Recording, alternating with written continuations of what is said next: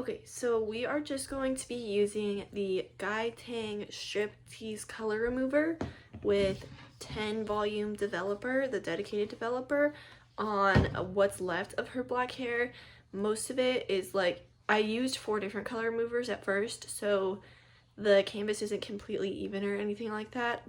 The Schwarzkopf and this one did work the best because these ones do use developer. So I'm going to be using the Tang all over the black hair dye. It is black permanent hair dye, just so you guys can see how good this works at removing the black and deep red tones. And then if it doesn't seem like it's working that great, I am going to mix in some 20 volume. I only have this 20 volume from Schwarzkopf. It's just the only one I have, but yeah. Okay, so sorry if my intro is a little bit confusing. I filmed this in the middle of the night a couple weeks ago, so that's why I'm not really super prepared, but I am just using the Tang Striptease Color Remover on permanent black hair dye. A bit about her hair history.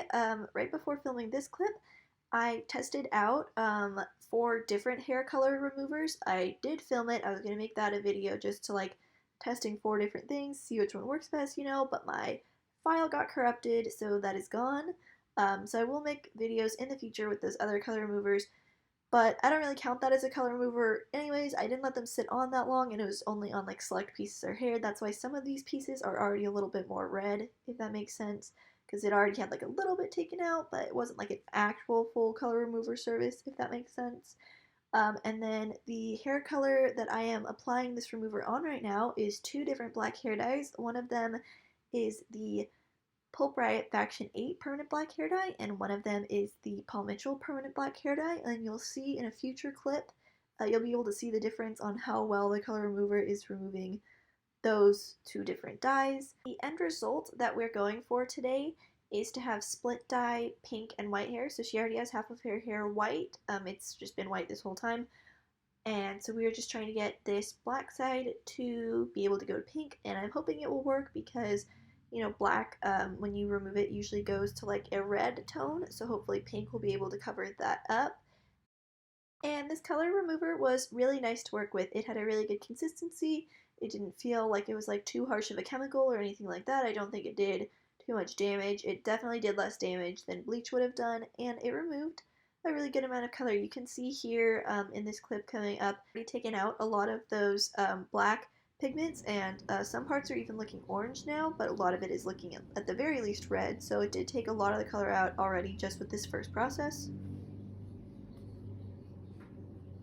Okay, here's the after. The middle section right here is really coppery. It's kind of hard to see, but it is pretty light. Definitely like a level 6.5, 7, just with a lot of copper in it. The ends are a little darker, but not by much. The darkest part is this root section up here. This is still a dark copper color. And in the front, it goes back to being light. There's none of that dark copper.